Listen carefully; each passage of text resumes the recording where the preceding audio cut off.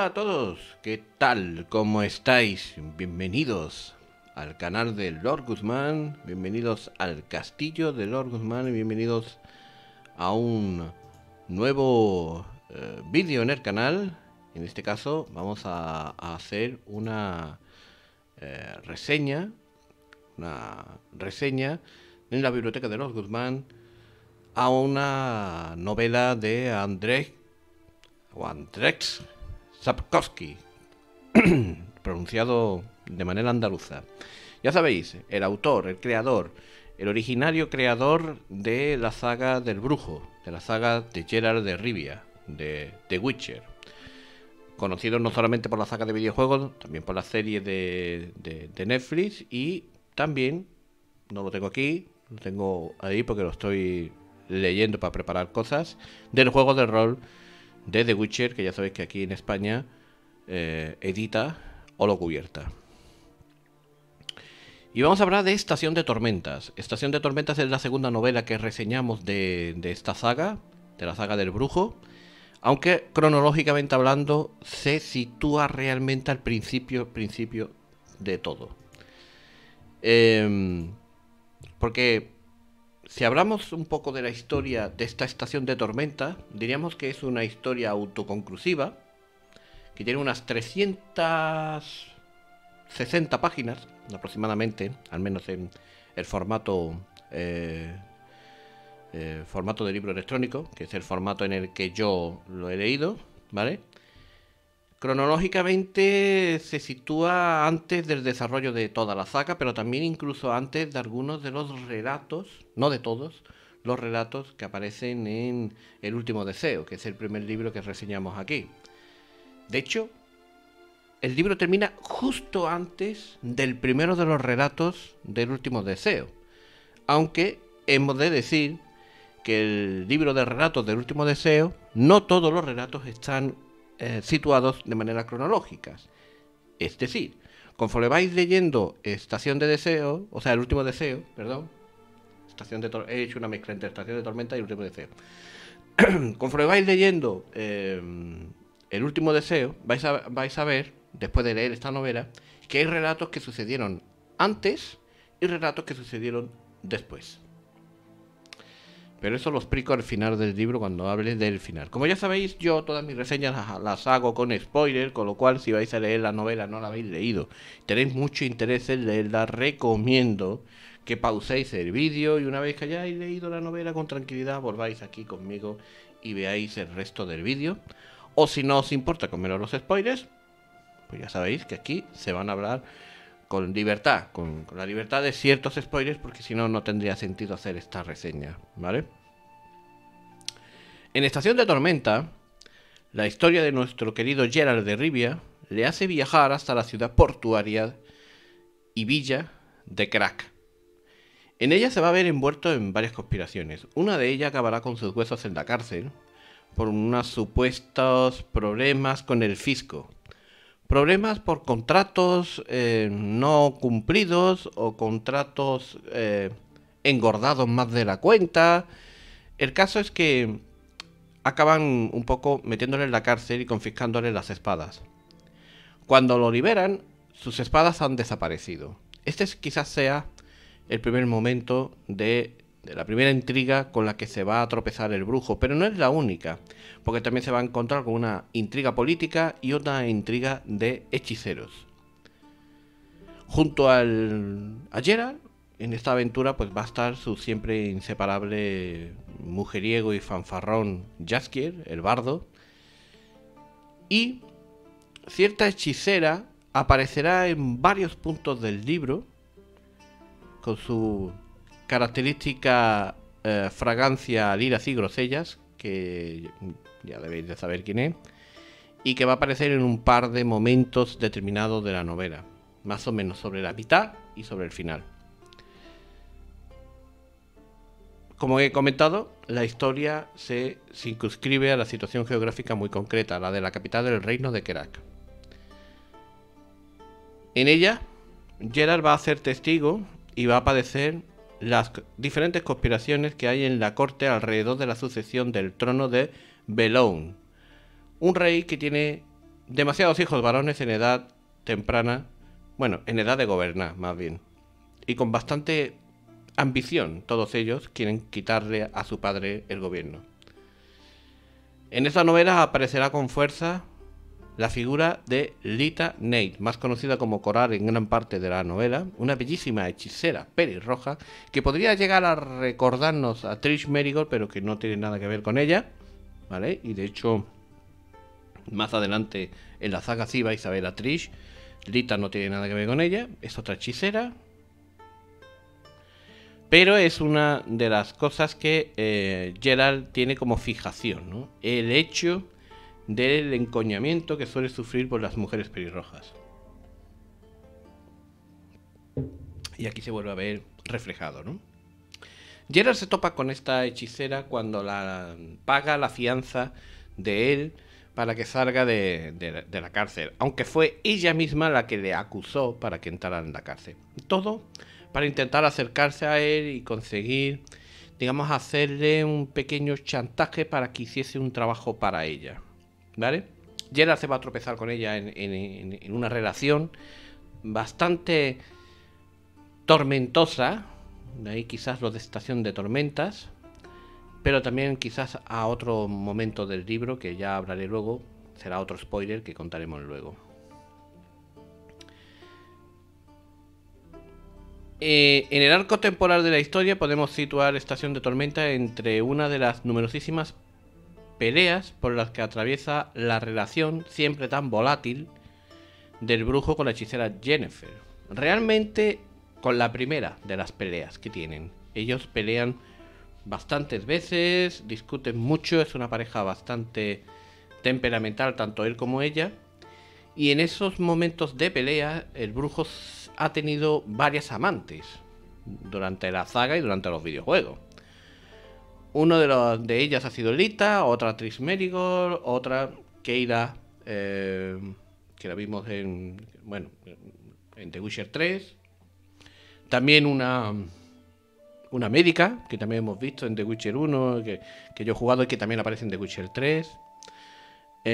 Y más, hay más. Y Lita en este momento se cruza en la relación entre Yennefer y Geralt, ¿vale? Y digamos que durante los primeros episodios de capítulos de este libro, Geralt va a mantener una relación con Lita, va a caer en los encantos de ella, vamos a llamarla Coral, porque incluso él la llama Coral gran parte de la novela, ¿vale? Y yo diría que la relación de ellos dos, aunque parece íntima, no es todo lo que parece. Y no es oro todo lo que parece, ¿vale? No voy a desvelar nada. En el epicentro de la novela surge un encargo. Un encargo de un grupo de hechiceros situado en Rivendell. Un auténtico laboratorio en el que se crean cosas muy bizarras, ¿vale? Dentro del gremio de hechiceros. Y que está gobernado por el archimaestre Hortulano. Hortulano ha dedicado su vida al progreso de la especie humana a una costa de inventos que podrían tal vez incluso llegar a destruir la humanidad. Allí el brujo va a recibir la misión de encontrar a un hechicero que está jugando con magia prohibida. En concreto, Goecia. Goecia es un tipo de magia que consiste en invocar a un demonio y utilizarlo para oscuros fines y después liberarlo. El problema reside en que es muy difícil de controlar al demonio y en varias ocasiones el demonio se ha liberado, ha ido a varias aldeas y ha masacrado brutalmente, bestialmente a todos sus habitantes. Este es el encargo que recibe el brujo y que hace que el brujo pues tenga que ir a pasar por esta aventura. No es la única aventura que va a pasar durante Estación de Tormenta. Se van a combinar distintas aventurillas entre medio, ¿no? Como siempre, Sapkowski, fiel a su estilo, nos está transportando a un mundo de fantasía en el que la ficción se va a combinar a la perfección con lo más siniestro de la realidad. Así, en este libro vamos a tener temas tan cotidianos del mundo real encarnados en el fantástico universo del brujo, humanizando tanto a Geralt de Rivia y haciendo más ameno al lector aficionado a lo fantástico, a aquel que no está acostumbrado a leer fantasía, que pueda entrar mejor en la historia, ¿no? Por las páginas van a desfilar, eso sí, muchos elementos de la novela fantástica. Enanos, reinos medievales, pero también se van a mezclar temas muy actuales, como escabrosos temas como el aborto, el progreso científico o las armas de destrucción masiva. En un plano más personal nos vamos a encontrar con la recurrente y tóxica relación que siempre han mantenido Yennefer y Geralt, plagada de infidelidades mutuas, de reconciliaciones tan apasionadas como generalmente breves, y que siempre acaba con uno de los dos dándose el piro, marchándose, vamos. Como os estaba comentando, el brujo recibe esta invitación a ir a esta logia de hechiceros y descubre que es una forma de enmascarar los propios pecados de los propios hechiceros, ya que el hechicero que tiene que detener Geralt forma parte de la propia logia, y que realmente los hechiceros lo que quieren es limpiar un poco su nombre, al decir, pues hemos contratado a un brujo para ponerle freno a todo esto, pero realmente no quieren que le pase nada a ese hechicero, quieren volverlo a traer a la logia, digamos, y cuidar de él. Esto evidentemente no sale bien y acaba con el propio brujo enfrentándose a los hechiceros, teniendo que huir y viéndose envuelto en otra aventura que, sin tener nada que ver con la historia, me deja muy sorprendido de cómo reacciona esta historia al final. Y es que cuando el brujo consigue huir de los hechiceros, después de matar, por cierto, con la ayuda de un lobizonte, de matar al hechicero que le había que estaba invocando a los demonios, trata de volver a la ciudad para seguir el rastro de sus espadas que cuando él fue liberado de la cárcel habían desaparecido. En un principio él se peleó con unas mujeres guerreras guardianas de la ciudad de Kerak para intentar recuperar sus espadas, pero estas habían vendido las mismas. Más adelante durante la novela te muestran como que Yennefer compró las espadas y se las guardó, y mientras el brujo seguía buscando las espadas de manera desesperada. Jaskier, para intentar ayudarle, consiguió comprar una espada bastante cara para intentar que su amigo el brujo pues, pueda seguir viviendo aventuras, ya que dentro de lo que cabe, Jaskier come y bebe de los éxitos del propio brujo. Y si este no puede ejercer su profesión porque no tiene espadas, pues es malo para el negocio y también para Jaskier. Pero el brujo sigue empeñado en recuperar sus espadas. Y en el regreso a esta ciudad portuaria, en un viaje en barco, se van a encontrar con una serie de mercaderes que han cometido un acto terrible de forzar a una joven, de intentar obligarla a abortar, siendo esta joven una hija adoptiva de una criatura, mismo es un poco complicado para mí pronunciar el nombre, porque tiene varios nombres, que es una criatura de la mitología del brujo, mitad zorro, mitad mujer, que suele ir a las aldeas buscando a niñas pequeñas, las secuestra, las cría como su propia hija y las prepara para que obtengan los mismos poderes de licantropía que tienen ellas. Bueno, no sé cómo sería licantropía, porque licántropo viene del licos, que es una palabra que significa lobo. Sería algo así como, no lo sé cómo sería zorro en latín, pero bueno, digamos que transformarlo en un cambiaformas, pero en este caso un cambiaformas que se transforma en zorro y que además tiene poderes de ilusión. Esto me recuerda mucho a ciertos elementos de la mitología japonesa incluso, porque hay yokais de la mitología japonesa que son como una especie de demonios zorro que además pueden generar ilusiones. Parece que Sapkowski no solamente bebe de la mitología eslava, sino que también bebe de otras mitologías a la hora de escribir sus propias novelas. O quizás haya una criatura en la mitología eslava, ahora mismo no lo pongo en pie, que sea mitad zorro, mitad mujer y que además pueda crear ilusiones. Siendo o no así, el caso es que estos mercaderes han ido a por la niña, se la han llevado y la creen muerta. El brujo se enfada mucho con ellos porque están en mitad de una embarcación cerca de unos pantanos y él conoce a la criatura y sabe lo vengativas que son. Con lo cual empieza a avisar a estos hombres de que es muy probable que aparezca para vengarse. Efectivamente lo hace. Usa todos sus poderes de ilusión para confundir una y otra vez a los mercaderes y a aquellos que llevan la barca por aquel río. Los lleva por mar camino, los enfrenta a peligros que no existen para desviarlos y que vayan a otros que sí existen, y acabar con la vida de todos aquellos que han atentado contra su hija adoptiva. Al final el propio Geralt se tira al agua con la niña pensando que estaba muerta, pero con idea por lo menos de devolverle el cuerpo a esta criatura, y se lo devuelve. Y la criatura coge a la niña y se la lleva, no sin una advertencia final de volveré por ti, tú serás el último. Pero hoy, como me la has traído, te has ganado algo más de tiempo.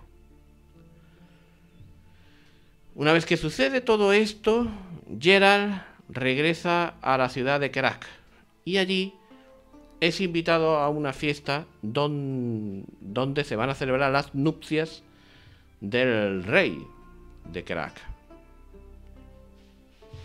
Como ya os he comentado, el rey de Kerak se casa y tiene un montón de hijos, y la mayoría de ellos, pues la verdad, odian bastante a su padre y quieren quitarlo del medio.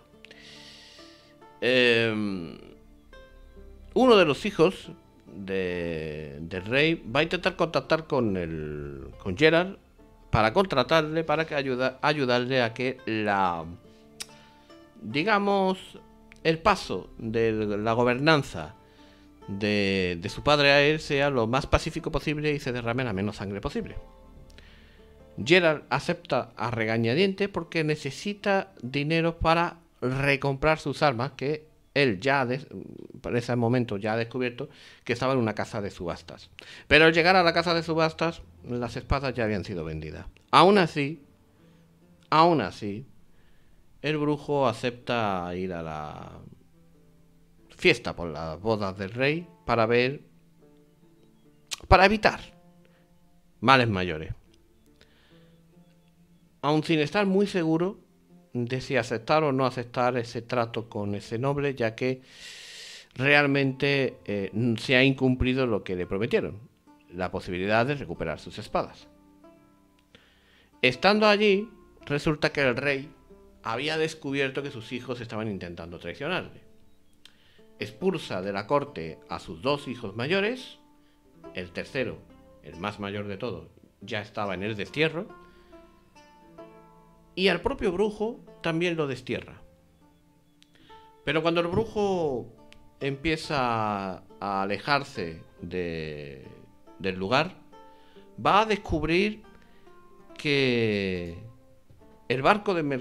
un barco mercenario que había apostado en el puerto no había sido fletado por el hijo, que él creía, por el hijo que había contactado con él para apartar del trono a su padre, sino por aquel que estaba en el destierro. Intentan matar a Jaskier, que como siempre acaba metido en todos los fregados del mundo. Geralt lo protege Y a raíz de ahí, pues se provoca pues todo lo que viene siendo un regicidio. Es que se provoca un regicidio porque envenenan al rey, lo matan, se cancela la boda y al final resulta que la joven que iba a casarse con el rey estaba conchavada también con aquel hijo que estaba en el destierro, que aparece allí, había venido en esa embarcación para recuperar el trono o para conseguir el trono, quitándose también del medio a sus dos hermanos que habían sido desterrados una escena antes por el padre y que son confirmados esos destierros ahora por el hijo mayor. Gerald, en mitad de todo este jaleo, decide quitarse del medio. Como siempre, tira de la mítica neutralidad de los brujos. Se aleja del lugar. Se reencuentra con Coral. Vuelve a perder su espada. Vuelve a estar sin espadas. Sin la que le compró Jaskier. Y sin las suyas propias. Y la pierde por una tremenda, horrible, horripilante tormenta que de la nada asola la localidad de Kerak. Esta tormenta prácticamente se lleva por delante más de la mitad de la ciudad. Pero ¿esto va a suponer algún cambio? Realmente no. Al rey le va a importar tres pepinos que hayan muerto un montón de gente, entre ellos su propia prometida. Le va a dar igual, va a seguir centrado en lo que él quería, que era gobernar, y de hecho va a expulsar a la propia Lita. A todo esto hay que decir que Gerald va a cometer otras dos infidelidades más, aparte de haberse acostado con Coral, con Lita.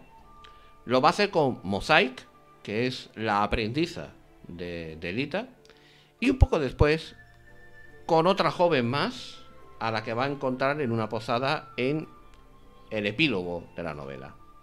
Cuando Lita es expulsada de la propia ciudad por el propio rey, decide llevarse consigo a Mosaic, que está un tiempo con Gerald y luego lo deja por petición del propio Gerald y regresa con su ama. Ahí se produce una conversación entre Lita y Yennefer, con los cuernos un poquito retorcidos, por normal, es lógico, le pregunta a Lita que qué hubo entre Gerald y ella. Y Lita niega rotunda y categóricamente que entre ella y Gerald surgiese algo, más que una simple colaboración. Es decir, que no hubo ni amor ni sexo. Eso dice Lita. Y es cierto que durante la novela te deja entrever que no pasó nada. Bueno, te dan entrever que sí pasaron cosas, pero nunca te dicen específicamente, pues aquí pasó esto, allí pasó lo otro. Cierto que sí pasaba, había momentos en la novela donde se veían a los dos en la misma habitación, incluso en la misma cama y en el mismo baño. Pero a saber si realmente hubo o no hubo sexo entre ellos. Lita lo niega categóricamente delante de Yennefer, quizás por no enfadar a la hechicera Cuervo, que todos sabemos cómo se las gasta y el genio que tiene. Sea como fuere, una vez que sucede todo esto, Yennefer decide devolver esas espadas que había comprado en aquella subasta a su amado. Quizás como un modo de buscar una reconciliación con él. Y se lo envía a través de una joven. En el momento en el que la joven le devuelve las espadas es un momento bastante curioso. Es un momento en el que un hechicero del gato, al ver a Gerald, cree que éste se está dirigiendo a Wísima. Y aquí es donde unimos novelas. El hechicero del gato cree que Gerald de Rivia se dirige a Wísima a intentar romper una maldición que afecta a una princesa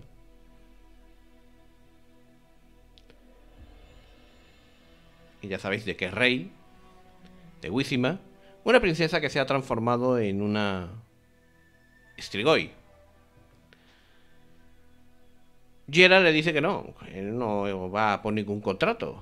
El otro dice que sí, incluso Para intentar evitar que Geralt le quite el contrato, este hechicero del gato coge a una sacerdotisa que estaba allí en aquella cantina y la amenaza de muerte para obligar a Geralt a luchar con él, y el que gane, que sea el que se quede con el contrato, porque si no, él no tiene dónde comer. De hecho, le echan cara que los hechiceros del lobo tienen Kaer Morhen, es la única fortaleza de los brujos que queda en pie, porque el resto o no se sabe dónde están o fueron destruidas, y la de los gatos no tienen, y por tanto no tienen dónde pasar el invierno. La amenaza de que su vida, o sea, le echan cara que su vida es mucho mejor que la de él, que debería de dejarle el contrato porque para él es muy importante, etcétera, etcétera, etcétera. Sea como fuere, Geralt no acepta esta amenaza, y cuando tiene las espadas en su poder, entregada por la enviada de Yennefer, de Wengerberg, el hechicero del gato, al ver las espadas míticas en manos del lobo blanco, vamos a decirlo claramente, se hace caquita encima. Se hace caquita encima. Ve a Geralt, ve las espadas y dice, como yo me peleé con este, mi cabeza va a estar rodando por los aires dentro de 5 segundos. Se retira y se marcha. La noche la termina Geralt precisamente en la habitación de la joven que le envió las espadas.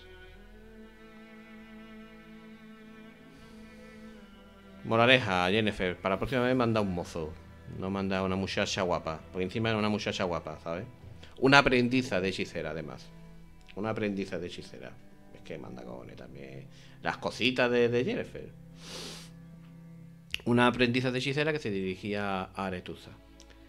Y lo que más me sorprende es una especie de guiño a los videojuegos, que parece producirse o al final de la saga, que si no tienes cuidado te comes un spoiler como un caballo de grande. Si no sabes muy bien de qué están hablando, te comes un spoiler como un caballo de grande. Porque al final de la novela hay un anexo, al final del todo, donde te hablan de que han pasado 100 años y se ve a una mujer que se dirige a Aretusa a aprender magia, y que es atacada por unos bandidos y defendida por unos bandidos, por unos monstruos, no sé, por unos monstruos creo que es, por unos monstruos, y defendida por un hombre de cabello ceniciento con 2 espadas, una de plata, una... Y ella cuando lo ve le dice, no puede ser, él es el legendario Geralt de Rivia, pero hace 100 años que murió. Y él le dice, no, yo no soy Geralt de Rivia. Ella insiste en preguntarle que cómo es que está vivo, y él sigue negando a la mayor. Hasta que en un momento le hace una señal de control para despistarla y se quita del medio. Y ella es encontrada poco tiempo después en un carro donde despierta y ha sido recogida por unas personas que iban de camino a una localidad cercana. Ella se queda un poco free pay in colors, ¿vale? Y aquí termina la novela. Pero es un guiño claro a que Geralt fue resucitado, efectivamente. Como todos sabéis, Geralt, si habéis jugado a los videojuegos, en los videojuegos te cuentan de que Geralt murió en Rivia y que fue resucitado. Pero claro, si tú lees esto en la novela, pues te estás comiendo un spoiler como un piano de grande. Cuando digo que la novela enlaza directamente con el último deseo, es porque el primer cuento del último deseo es precisamente la de la Strigoi. La de la Strigoi, a la que Geralt tiene que, digamos, extirpar esa maldición por hacer un favor al rey en la localidad de Huísima. Para más datos podéis ver la reseña de esa biblioteca de Lord Guzmán de El último deseo, que también la hicimos aquí en el canal hace algún tiempo ya. Hasta aquí la reseña. En mi valoración, Estación de Tormenta, han habido algunos momentos un poco confusos de la novela, Por eso no le puedo dar una nota altísima, porque ha habido algunos momentos de la novela en donde yo me he confundido bastante. Pero aún así tiene un notable alto para mí. Es una novela que a mí personalmente me ha gustado. Deja muchos detalles de cómo es el universo de The Witcher. Te cuentan muchas cosas, de cómo funcionan los gremios de magos, de cómo funcionan los reinos, y te enseña ese mundo oscuro medieval, esa fantasía mezclada con lo cotidiano y tratando temas muy, muy chungos, que hace que las novelas del brujo pues sean mejores de lo que de lo que mucha gente piensa, la verdad. Esta novela para mí es mejor que El último deseo, porque El último deseo sí relacionaba mucho los cuentos de Gerard de Rivia con cuentos tradicionales, y esto puede confundir mucho a los lectores. Y esta es una historia totalmente original, que no te mete tanto esos cuentos clásicos por los ojos, y sí más una historia más directa del propio Gerard de Rivia. Mi opinión, eso, un notable alto. Creo que es una puntuación más que justa para esta novela del brujo. Hasta aquí la reseña. Muchísimas gracias a todos por estar ahí. Espero que os gusten las novelas del brujo. Os las recomiendo, de verdad, son 9 y creo que merecen la pena leerlas. Muchas gracias a todos por seguirme y hasta otra.